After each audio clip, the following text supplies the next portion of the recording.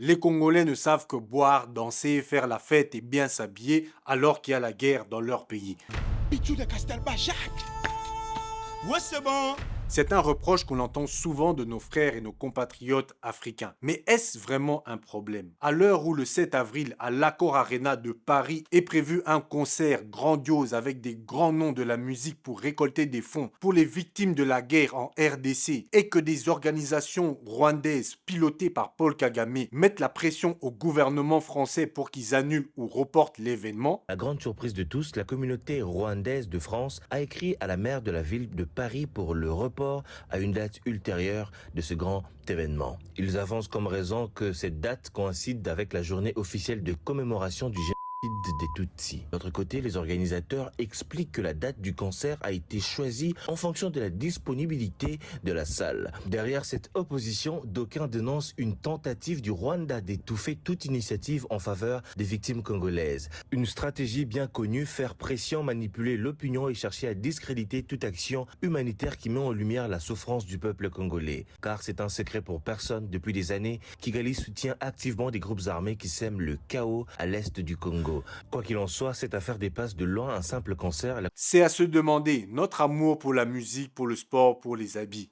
Est-ce une force ou une faiblesse? Et tout ça, on en parle après le générique. Mbote Bandeko et bienvenue sur ma chaîne. Si ce n'est pas encore fait, n'hésitez pas de vous abonner, de mettre un petit pouce et de commenter si vous avez un avis sur le sujet. C'est très important de pouvoir partager et de voir ce que pense la communauté. Et pour ceux qui veulent soutenir la chaîne, il y a toujours moyen de faire des dons directement à la chaîne. C'est le petit cœur qui est placé en dessous de la vidéo.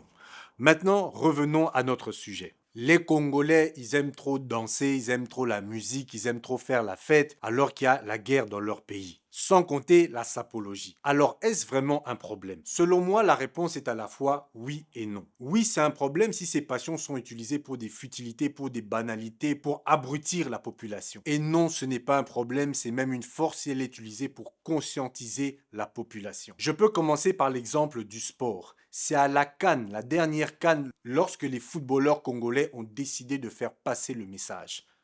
Ce geste, ça veut tout simplement dire qu'on en a marre que des enfants se fassent tuer à l'est du Congo. Depuis des années, il y a des femmes qui sont violées, des enfants qui travaillent dans des mines. On est fatigué que cela se passe. Il faut que ça cesse. On veut faire passer tout simplement un message à travers la CAN. Parce que le monde entier est en train de regarder cette CAN, cette demi-finale, et on en profite afin que cela soit médiatisé. Tout le monde se rappelle de ce moment historique, ou même la représentation sur mon hoodie le prouve. D'ailleurs, je suis très content que c'est le sponsor de cette vidéo et on va en parler un peu plus tard. Des hoodies et des t-shirts qui permettront de faire passer le message. Et donc, nos footballeurs ont fait passer un message héroïque et tous les pays d'Afrique qui n'étaient pas conscients de ce qui se passait en RDC ont été informés de la situation et l'image de Kagame a été démystifiée. Cette image qu'il essaye d'entretenir depuis 30 ans, a essayé de bâtir comme quoi lui, Kagame, c'est un panafricaniste.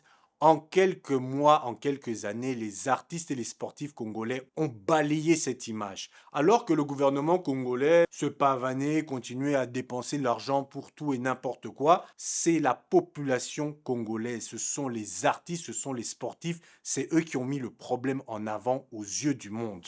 On a porté ça. Ça, c'est l'exemple. Hein, pour dire que oui, on est là, on est à deuil. Tout le monde nous regarde. Le football, c'est quand même ce qu'on appelle sport roi, donc tout le monde regarde le football. Donc on a profité de l'occasion pour lancer un message de paix chez nous. Donc on a vraiment besoin de paix, oui. L'argent, histoire de combattre, tout ça, nous, on s'en fout de ça. Donc on a besoin que les gens vivent leur vie tranquillement. Est-ce que vous voyez maintenant la force de nos artistes, de nos sportifs congolais lorsque le message est bien utilisé? On ne dit pas qu'il ne faut pas continuer à faire des chansons sur l'amour, sur l'amusement, pour se détendre, mais il faut que les artistes prennent conscience qu'il faut aussi faire passer un message. D'ailleurs, les combattants, ceux qu'on appelait les patriotes combattants, qu'on critiquait dans le temps parce qu'ils avaient interdit les artistes congolais trop proches du gouvernement à l'époque de Kabila, et aussi que le gouvernement utilisé pour faire la propagande avait été interdit de concerts en Europe. Les combattants bloquaient tous les concerts. À un certain moment, vu que quand on touche le portefeuille, parce qu'ils venaient prendre l'argent dans les concerts en Europe, certains Congolais critiquaient en disant non, l'artiste n'a pas vocation à prendre position sur des sujets aussi sensibles. Maintenant, les mêmes personnes qui disaient ça sont très contents lorsqu'ils voient nos artistes prendre position condamné Kagame au lieu d'aller faire des concerts à Kigali. Et des grands artistes, hein, Koffi Olomide, Fally Ipupa, les rappeurs n'en parlons pas. Les rappeurs, eux, ils attaquent depuis. Hein. On a les Kalash criminels, eux, ils n'ont pas attendu la canne.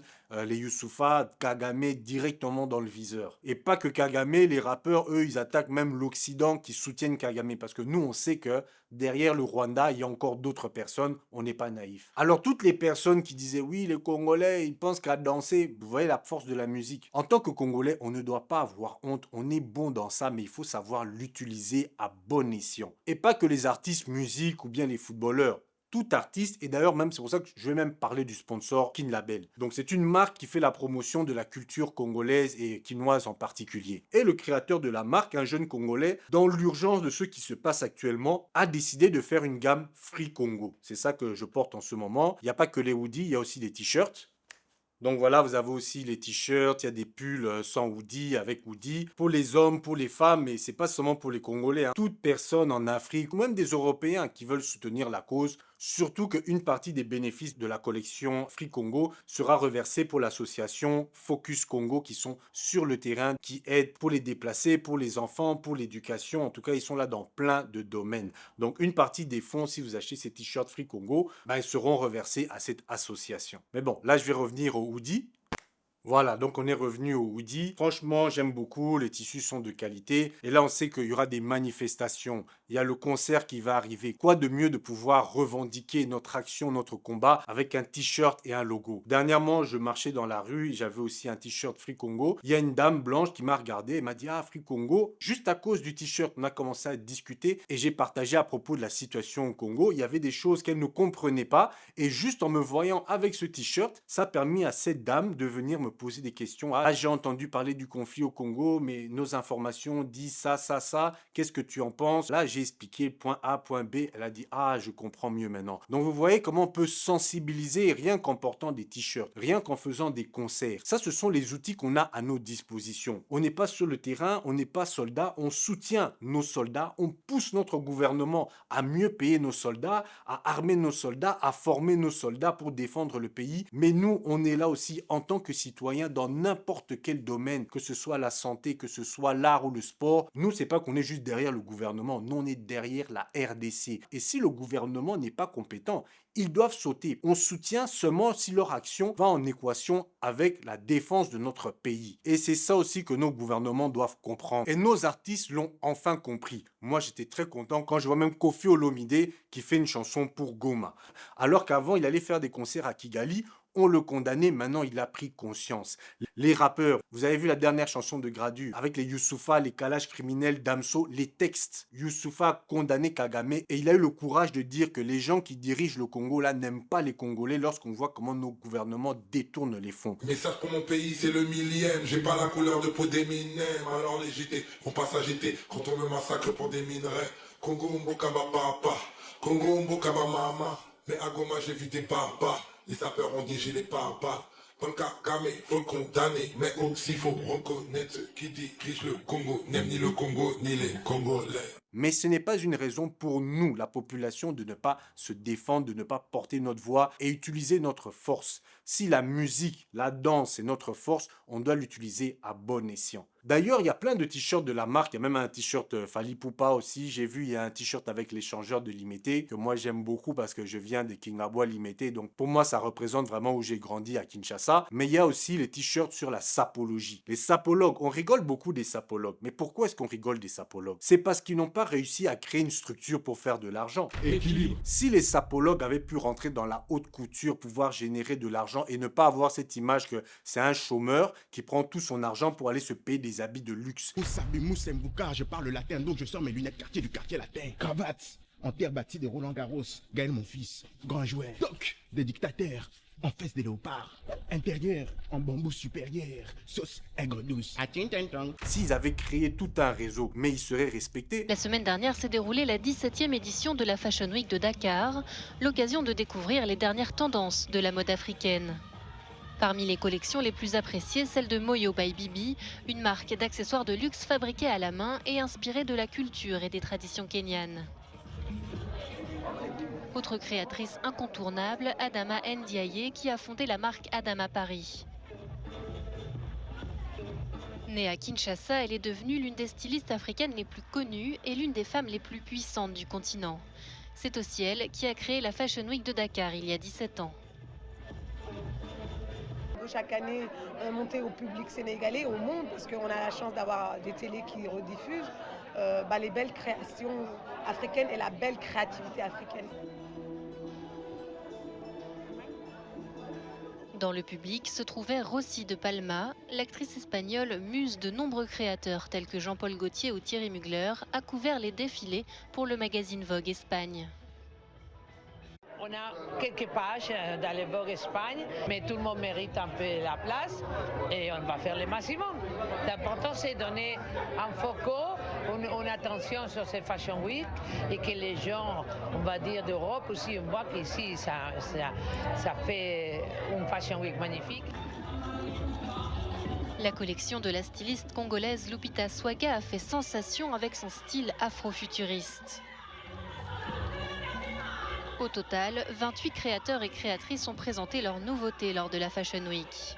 Cet événement permet chaque année à de nouveaux stylistes de se faire un nom dans le secteur de la mode, en pleine expansion sur le continent africain.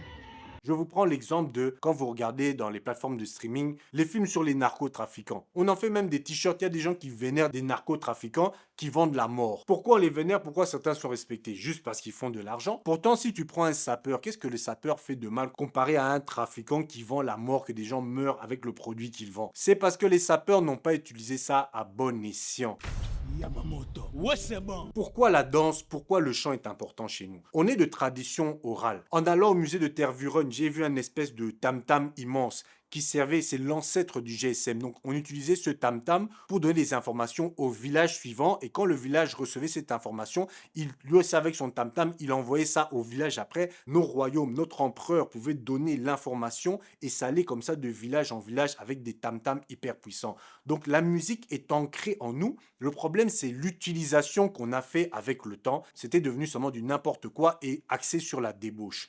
Vous voyez maintenant, en utilisant bien ce qu'on a pu faire, on a pu gagner une bataille. Ce n'est pas la guerre, c'est une bataille qu'on a pu gagner dans l'environnement médiatique. Malheureusement, notre gouvernement n'arrive pas à suivre sur le plan militaire et sur le plan diplomatique. Mais en tout cas, ils peuvent s'appuyer déjà sur nous, les artistes, sur nos sportifs, pour pouvoir faire avancer les choses. Et les autres Africains qui disaient « Oh non, vous les Congolais, vous savez que danser ». Quand on était au concert de Fally Ipupa, moi aussi je vous ai vu, des Maliens, des Sénégalais, des Nigérians, certains ils avaient des guerres dans leur pays, au Sahel, Boko Haram, mais on était tous ensemble là, on était en train de danser. Là, vous ne disiez rien. Parce que quand vous vous plaignez que oui, mais les Congolais, ça fait 30 ans, on vous connaît, on sait même pas que vous avez ce problème-là, vous en parliez pas, mais vous dansez. Mais excusez-moi, même le problème au Sahel, moi je l'ai appris par rapport à TV5 Monde. C'était pas avec les Maliens ou les Sénégalais ou les Nigérians que je fréquentais que j'ai découvert ça. Donc vous aussi, vous ne parliez pas de vos problèmes. Même si le nôtre, il est beaucoup plus grand, je l'avoue. Mais vous voyez qu'il y a quand même un problème interne. Il faut qu'on arrête de se jeter la balle. Toi, ceci, toi, cela. On doit apprendre à être unis. On a un gros problème et on doit arrêter de penser seulement à notre pays, à nous, mais voir dans l'ensemble. Moi, quand je vois le capitaine Traoré, vous savez que je suis très fan du capitaine Traoré. Je suis, même si je ne suis pas burkinabé. Mais ça va dans l'esprit de Patrice Lumumba. Quand je vois les discours du capitaine Traoré et je vois les discours de nos dirigeants, moi, je suis plus proche de capitaine Traoré parce que ce sont les discours qui vont dans la même lignée que Patrice Lumumba, père fondateur de l'indépendance de la RDC. Et même allons plus largement dans la problématique. On accuse, oui, vous les Congolais, au lieu d'aller faire la guerre, vous savez que danser, vous amuser, vous nous reprochez d'aimer la vie. Mais si on regarde bien, qui a un problème psychologique? Vraiment, qui a un problème? Est-ce la personne qui aime danser, s'amuser, qui n'est pas violent? Ou bien le voisin qui aime faire la guerre, qui en 1994 était capable de tuer son frère, sa mère, peu importe, parce qu'il était d'une autre ethnie. Les gens qui viennent s'accaparer des richesses de l'autre pays, alors qu'ils disent qu'ils aiment leur pays, mais pourquoi ils traversent la frontière pour venir dans le pays des autres, pour prendre les minerais, soit disant, oh, ils sont en train de danser, c'est pour ça que nous, on va prendre les minerais. Qui a un problème sérieusement dans la tête? Est-ce que c'est les Congolais qui aiment la vie, ou bien ce sont les autres personnes qui aiment la guerre? Parce qu'il ne faut pas inverser les rôles. Si tout le monde aimait la vie, si tout le monde aimait danser comme les Congolais, on aimait s'amuser, est-ce qu'il y aurait autant de problèmes? Non, ce sont les personnes qui aiment la guerre, c'est eux le problème, c'est eux qu'il faut pointer du doigt. Après, c'est vrai que notre irresponsabilité, pendant qu'il y a la guerre, de préférer s'amuser, ça oui, c'est un problème en tout cas auquel on essaie de travailler, et vous voyez qu'on essaie de faire des efforts sur ça, mais voilà, l'Afrique, on est ensemble. C'est pour ça que quand les espions de Kagame essaient de mettre la pression au gouvernement français pour essayer d'annuler l'événement, le grand concert. Je vous rappelle qu'il y aura Maître Gims, Youssoupha, Gazo, Steph London, qui n'est même pas congolaise, mais qui a décidé vraiment de soutenir le Congo. Tems ne sera pas là, mais vous savez que l'artiste Tems avait annulé son concert à Kigali pour le Congo. Donc Kagame, il est en PLS. Non, moi, ça fait 30 ans que j'essaye de bâtir cette image.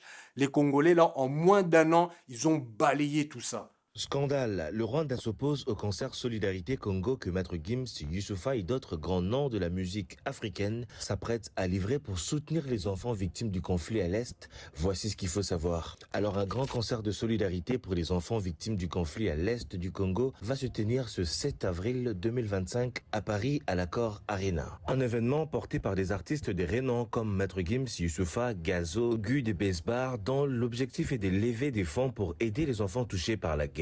Mais à la grande surprise de tous, la communauté rwandaise de France a écrit à la maire de la ville de Paris pour le report à une date ultérieure de ce grand événement. Ils avancent comme raison que cette date coïncide avec la journée officielle de commémoration du génocide des Tutsis. De plus, il pointe du doigt l'artiste principal, Maître Gims, l'accusant d'avoir tenu des propos contre eux. Est-ce une coïncidence ou une nouvelle provocation du Rwanda? D'un côté, ce concert n'est pas organisé par le gouvernement congolais, mais par des acteurs indépendants engagés dans la cause humanitaire. De l'autre côté, les organisateurs expliquent que la date du concert a été choisie en fonction de la disponibilité de la salle. Derrière cette opposition, d'aucuns dénoncent une tentative du Rwanda d'étouffer toute initiative en faveur des victimes congolaises. Une stratégie bien connue, faire pression, manipuler l'opinion et chercher à discréditer toute action humanitaire qui met en lumière la souffrance du peuple congolais. Car c'est un secret pour personne, depuis des années, Kigali soutient activement des groupes armés qui sèment le chaos à l'est du Congo.